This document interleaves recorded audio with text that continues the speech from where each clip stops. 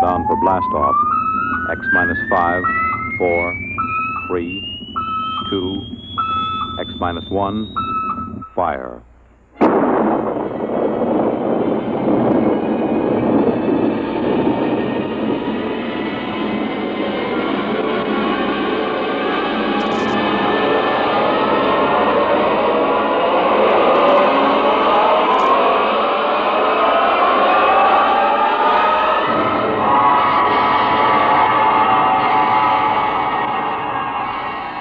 From the far horizons of the unknown come transcribed tales of new dimensions in time and space. These are stories of the future, adventures in which you'll live in 1,000,000 could-be years on 1,000 maybe worlds. The National Broadcasting Company, in cooperation with Galaxy Science Fiction Magazine, presents X minus 1.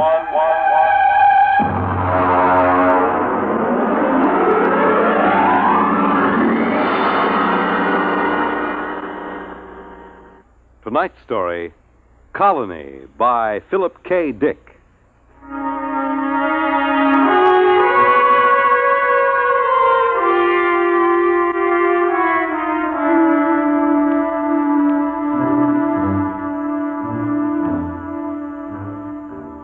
The existence of Planet Blue, the fourth in orbit around a G-type sun somewhere in the Aldebaran sector, was predicted by spectroscopic analysis and spatio-mathematic equations some 50 years before an exploring mission was dispatched to it. The research team, under Commander Stella Morrison of the Colonial Administration, went into orbit around Planet Blue at 0700 Standard Sidereal Time. Authorized procedures were followed. Aerial photography completed, Commander. Anything show on the plates?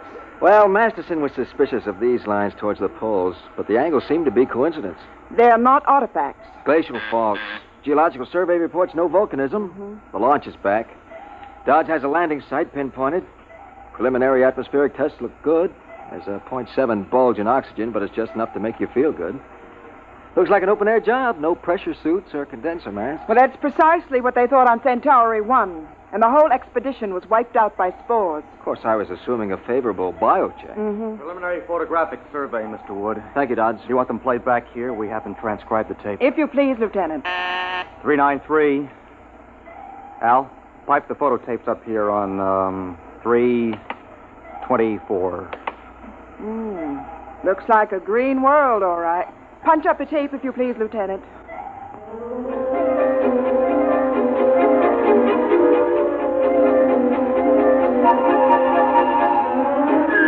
All orbital checks proved positive. The atmosphere and gravity Earth normal to 3 places on the Grayson scale. And the exploratory research ship lowered itself by the Meyerson-Lay atmospheric skip method, came into a stall tail landing just before sunset on a day marked in the logs as planetfall 0. The hatches remained sealed as a 2-mile perimeter was scanned by direct instrumentation. Major Lawrence Hall of Biosurvey reported EEG sweeps to the bridge. Of course, it isn't conclusive. We've run into life forms that didn't broadcast a brainwave at all. The Grylodon lizard on Ganymede. Skull acted as an effective shielding due to a heavy lead constituent in the body chemistry. Major Hall, I am not interested in a lecture on extraterrestrial zoology. Is there or is there not life within the range of your instruments? Well, I'm sorry, Stella. The readings show no electrical brain activity whatsoever, and that covers life down to the level of invertebrates.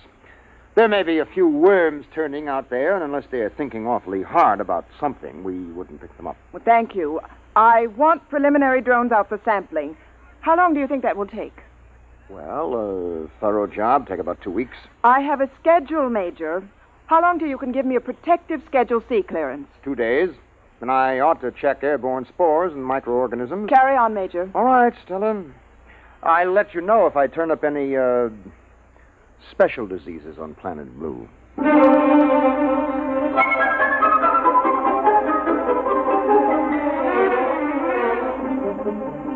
Drone sample missiles were dispatched at sunrise. Air scoops, ground samplers, and vegetation choppers returned to base, and the bio team instituted full prescribed tests. Immediately identifiable airborne dangers were ruled out. Outside of the possible allergenic action of pollens, Planet Blue was ruled safe for normal exploratory procedures, And the real work of the survey was gotten underway. Here's the morning report, Commander. 4 in sick bay, 3 ordered to light duty. What happened? Well, last night was liquor ration. Oh. Survey teams out in the field. Bio crew under Major Hall. Agronomy, ecological, geological, and deep map teams out. Any reports back? Deep map seems to think there's petroleum over to the north, and agronomy reports if you dropped a seed in this soil, you'd have to jump back to keep from being knocked over by the plant. Sounds pretty good. Commander, Blue is about as likely a spot for colonization as has been turned up since Harvey's planted in 27. Well, they'll be glad to hear that in Central. How long do you think until we can send back a clearance? I've checked with department chiefs. They all estimate about 2 or 3 days more until they're satisfied. All except Bio. Why is Major Hall dragging his feet? I don't know. Well, find out. And in the meantime, I'm going to call a staff meeting. Every day we can save on our report is important. If Blue is suitable for colonization, I don't want to waste a minute.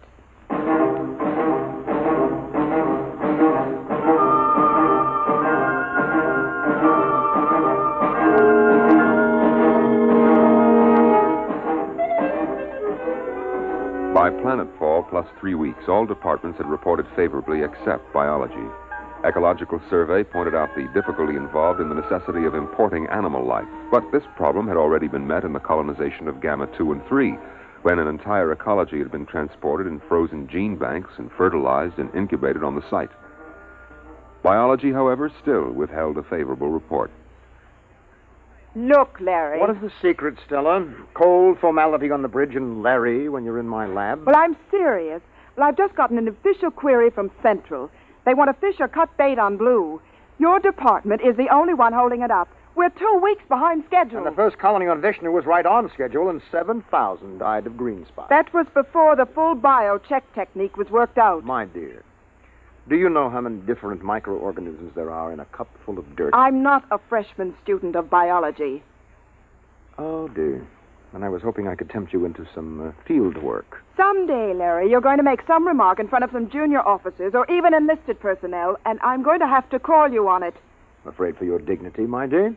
Look, I'm in charge of this expedition. My dignity happens to be a function of command, and as such, it's a survival factor. Ah, well, then you had better take it easy at officers' mess. You know, I saw 2 biomates watching you climbing the ladder to the bridge. Do you know what their affectionate name for you is? Major Hall. I'm serious. I want a bio clearance as soon as possible. And you will get it. As soon as possible. And when will that be? When I'm satisfied. Are the bugs here so dangerous that you're afraid of them? No, on the contrary. We have yet to find a harmful life form. Well, you didn't report that. If there are no harmful life No forms... lice. No disease germs. No malignant virus. Well, then what are you waiting There for? should be. There should be at least one little fellow who could give you a common cold. Look, sociology section found no native narcotic plant life. And inasmuch as there is no humanoid life, there is no bootlegging, gambling, immorality, and pornography either. By analogy, that would be a good reason not to colonize. Is that the idiotic logic you're following? Microbiology is a little different, Stella. And anyway, what is the rush? Blue is something different. There's something peaceful in the air. Why rush to bring picnickers who drop candy wrappers and fill the pools up with empty beer cans? Larry, I have a planned board conference in 10 minutes. If you don't bring in some kind of a report by then, I'll have to supersede you under a Section 23. Ah, yes, that's what happened on Vishnu, isn't it?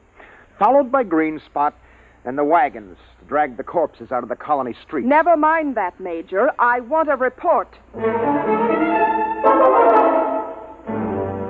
In the biology section lab, Major Lawrence Hall continued to examine tissue samples from lower fauna and flora samples brought in from Planet Blue.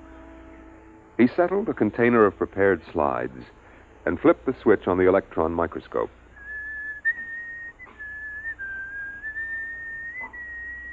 Major Hall slid the first slide on the stage of the microscope and adjusted the focus knob. Come on. Ah, there you are. All right, come on, kid, eat something.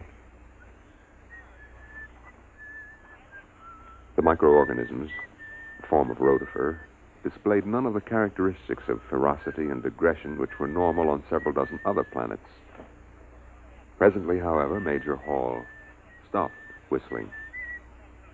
inasmuch as the two eyepieces of his microscope twisted suddenly around his windpipe and started to strangle him. Hall tore at them, but they dug relentlessly into his throat, steel prongs closing like the claws of a trap. With a convulsive effort, he managed to break free and fling the microscope from him. Oh, that's crazy. Don't let go of my leg. He kicked the microscope loose and drew his blaster. As the microscope scuttled away, rolling on its coarse adjustment knobs, he fired. The microscope disappeared in a cloud of metallic particles. The plans board of the research team was assembled in the officer's library. Commander Stella Morrison was outlining plans on a detailed aerial survey map. This long, flat area is ideal for the actual city. It has an adequate watershed in the hills here, and weather conditions vary sufficiently to give the settlers something to talk about. There are large deposits of various minerals. The colonists can set up their own factories. They won't have to do any importing. Over here is the biggest forest on the planet.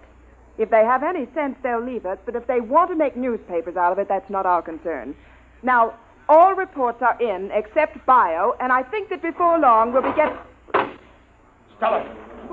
Major Hall, may I remind you that when the consul is in session, no one is permitted to interrupt... Come to my lab. Look, Hall, if you're not feeling well, you look a little sick. Yes, well, I should be. My microscope just tried to strangle me. Oh? Oh, I see. It almost got me, but I blasted it. Well, that's not the worst. It isn't? No. The microscope is still there. After I blasted it, I found it under the lab bench, untouched. Look, Major, you sure you don't need a psych test?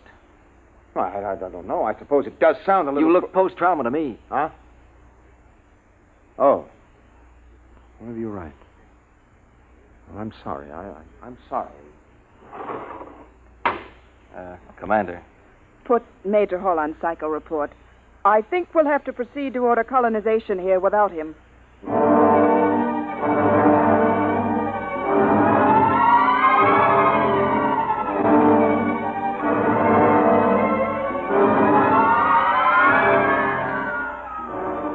Major Hall proceeded to Psych Center, and inserting his ID card in the robot Neo Rorschach machine, he placed his hands on the contacts and activated the search and gestalt circuits. Presently, the green light flashed, indicating tentative diagnosis. Major Hall hit the response key. Severe disturbance. Instability ratio above 10. And that's over danger, isn't it? Yes. 8 is danger. 10 is unusual, especially for a person of your index. Your norm is 4. Yeah, I know. I require more data to determine whether this unusual instability ratio is an aberrant reaction or is normal survival oriented. Well, I can't tell you anymore. It is illegal to hold back information during a robo-psych test. You will deliberately distort diagnosis, which is punishable by 6 months forfeiture of pay and allowances, or such other penalty as a court-martial may direct. Thanks a heap.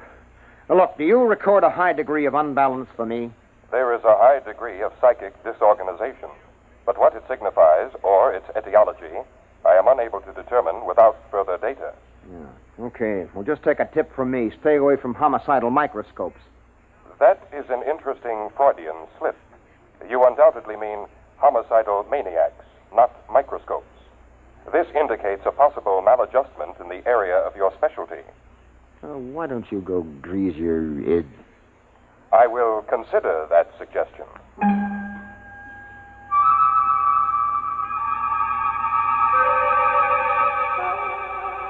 Major Hall returned to the biosection lab and tested the atmosphere near the place where he had fired his blast gun at the microscope. The analysis showed a high density of metallic particles colloidally suspended in the air. In a state of confusion, with an emotional distress quotient of at least .742, he stripped off his uniform and entered the shower. Oh.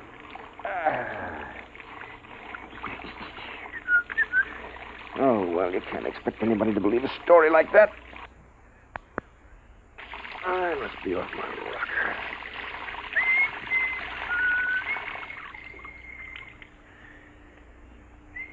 Major Hall stepped out of the shower, reached for one of the towels on the rack. The towel wrapped around his head and yanked him against the wall. Rough cloth pressed over his mouth and nose. He fought wildly, pulling away. All at once, the towel let go. Major Hall crawled out of the shower and proceeded to dress. His belt, heavy canvas with reinforced metal links, tried to get him around the waist and crush him. The belt, being a heavy-duty issue, was strong, and they rolled on the floor until Hall was able to reach his blaster. He threw himself down on a chair to regain his breath. The arms of the chair started to close around him, but this time he was ready.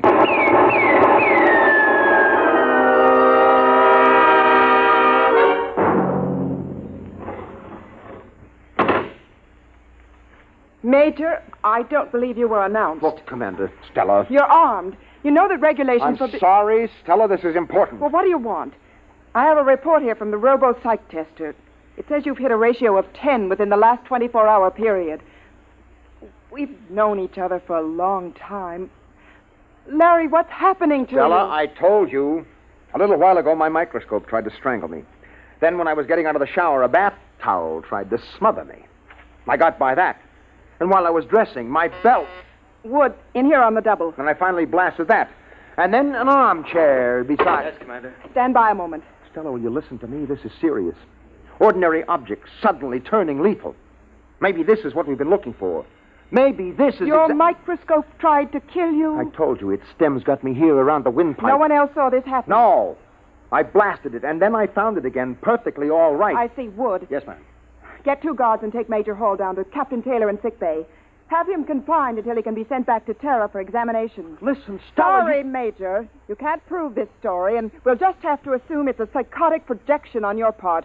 And we can't afford to have any psychotics running around loose on this planet. Wood, carry on.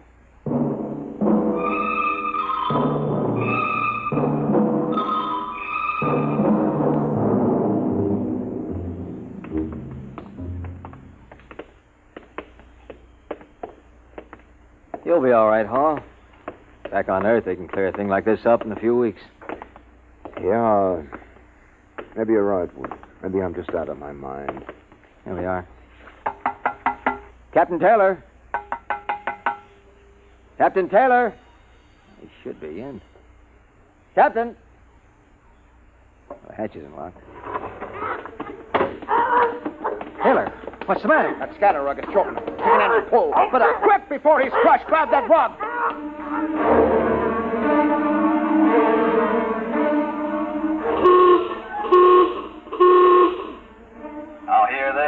Now hear this. General alarm. General alarm. Emergency stations. Emergency stations. Condition red. Sidearms will be issued to all personnel. General alarm.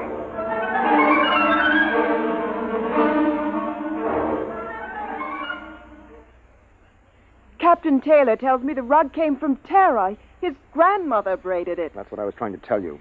It was not the rug that attacked them. Then what was it? Something that looked like this rug. And it was something that looked like a microscope that went for me. And the towel and the belt. You mean there's some life form that can imitate anything? Yes, it seems so. And it's deadly.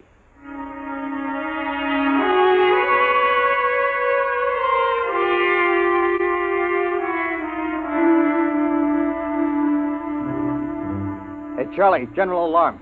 Get up out of that sack. Hey, what'd you do with my gloves? Oh. Hey, where'd I get 2 pair? Well, eeny, meeny, miny, mo. 1 pair of gloves is the same as the other. Hey, these gloves are moving. How do you like that? These fool gloves are going for my blast pistol.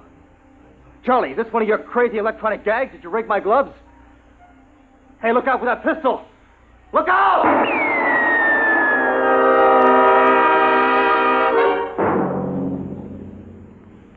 Commander, there's another casualty. Lieutenant Dodds. What happened? I don't know. He seems to have shot himself. Oh, no. Stella, I think that I have something.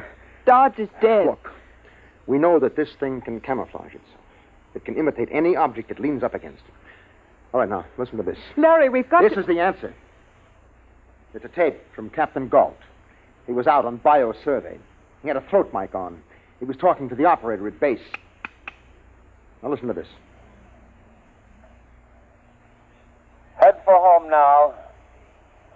this emergency about? Hourglass Stella having hysterics? That's funny. I swear I parked my bucket over by those trees. Well, it's here anyway.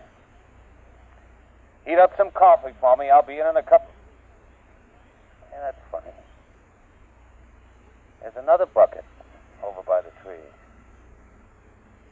Where'd this one come from? Let me out. The thing's stuck. Folding up around me. Joe, get a squad out here. Joe. Acid.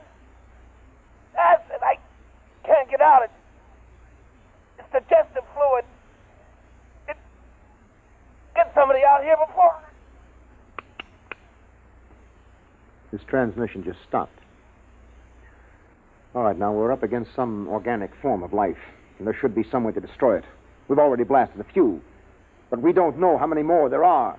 Maybe it's an infinitely divisible substance, some kind of protoplasm. We've had over 12 casualties reported, and there's still 5 teams out in the field. All right, it's a lethal life form. Now, that explains why we found everything else harmless. Nothing could compete with this. We have mimic plants of our own, the twisty slug on Venus, but nothing that goes this far. It can be killed, though. You said that yourself. If it can be found. You can't tell. Clothes, rugs, drapes, chairs. We can't tell which is which. We've got to try to find some poison, some spray that will destroy them wholesale. Oh, no. What's the matter? In the corner. I never noticed 2 briefcases over there before. There was only one, I think. How are we going to know? Shortly after the final casualty report of 30 dead and 12 wounded, Major Hall sealed off the bio quarters and moved in with a team from Chem Section, all dressed in corrosive-resistant suits.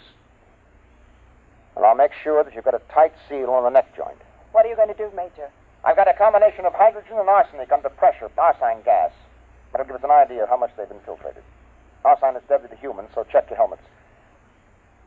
Now, Sergeant, I don't want any panic blasting. Arsine is inflammable. All right. Release the valve.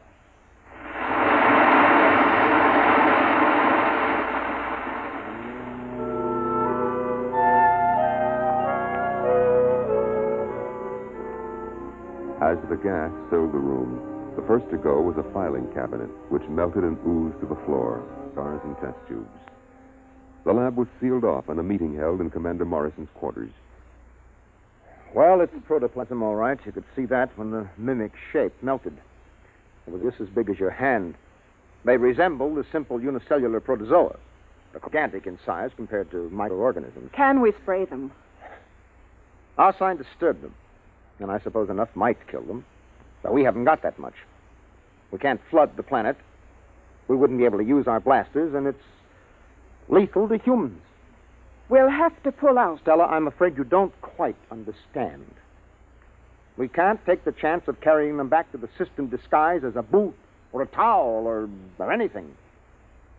And they seem to multiply by binary fission. It wouldn't take long to overrun Earth and the rest of the system. If we stay here, they'll pick us off one by one. We could have arsine brought in or some other poison, but that would destroy most of the other life on the planet along with it. Then we'll have to burn the planet clean. Wood, Yes, ma'am. set up a call to System Monitor. I'm going to get the unit off here out of danger. After that, we can work out the best way of cleaning off this planet. You run the risk of taking them back to Terra. Can they imitate higher life forms? Can they masquerade as humans? Apparently not.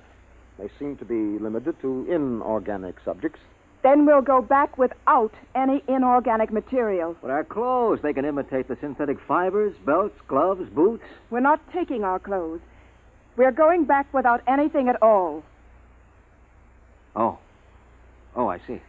Get me a beam to Central Monitor immediately.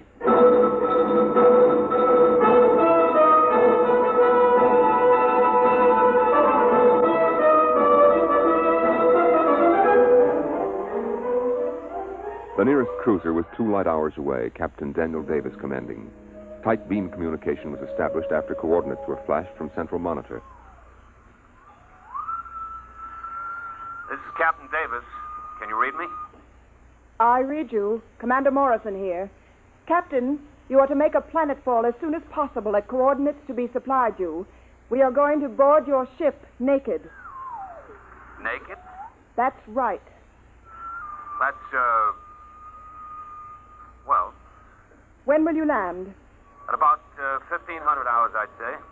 Captain, would it be possible for your men to... I'll have my crew below decks. We'll land on robot control. Thank you. Wood, sign off the transmission. Yes, ma'am. There was some objection among the enlisted personnel, particularly in the women's quarters. The ship landed at 1,200 hours, 3 hours sooner than expected. All hands disrobe immediately. All personnel report to field, ready to embark. So soon? I didn't hear the ship land. It's there, all right. We'd better go. Larry. Mm-hmm. Larry, you go ahead. I'd rather get ready alone.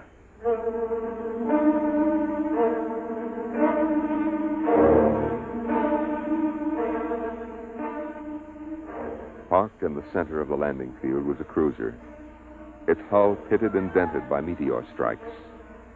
It lay motionless, with no sign of life aboard. A crowd of naked people was moving across the field, blinking in the bright sunlight. Commander Stella Morrison, without any sign of rank apparent, paused on the ramp and spoke to Major Lawrence Hall beside her. Larry, Yeah? What is it? I'm scared. Why? I don't know. Psychological reaction. Forget it. It's a reaction to nudity carried over from early childhood. Come on, we're holding up the line. Larry, I want to go back. Stella, look, now at least Davis kept his promise. There are no enlisted men lining the hatches to enjoy the view. You see, it's dark in there. There's nothing to worry about. Come on. Up you go.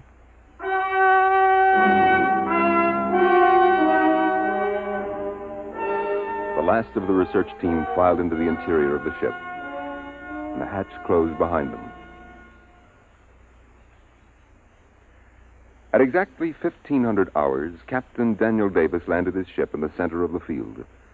Automatic relays opened the main lock hatch and lowered the ramp.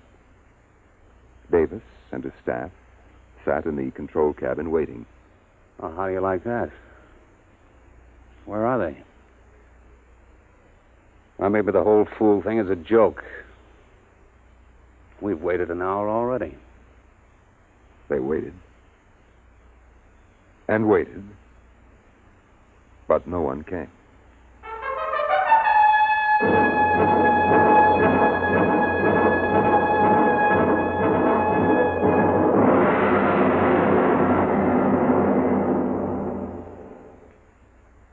You have just heard X-1, presented by the National Broadcasting Company in cooperation with Galaxy Science Fiction Magazine, which this month features Double Dare by Robert Silverberg, which demonstrates that pride can lead to much worse than a fall. It can put a man out on a limb and keep him there. Galaxy Magazine, on your newsstand today. Tonight, by transcription, X-1 has brought you Colony, a story from the pages of Galaxy written by Philip K. Dick and adapted for radio by Ernest Kenoy. Featured in the cast were Frederica Chandler, John Larkin, James Stevens, Larry Robinson, Bill Quinn, and Alan Bergman. Your narrator was Norman Rose. Your announcer, Fred Collins. X-1 was directed by Daniel Sutter and is an NBC Radio Network production.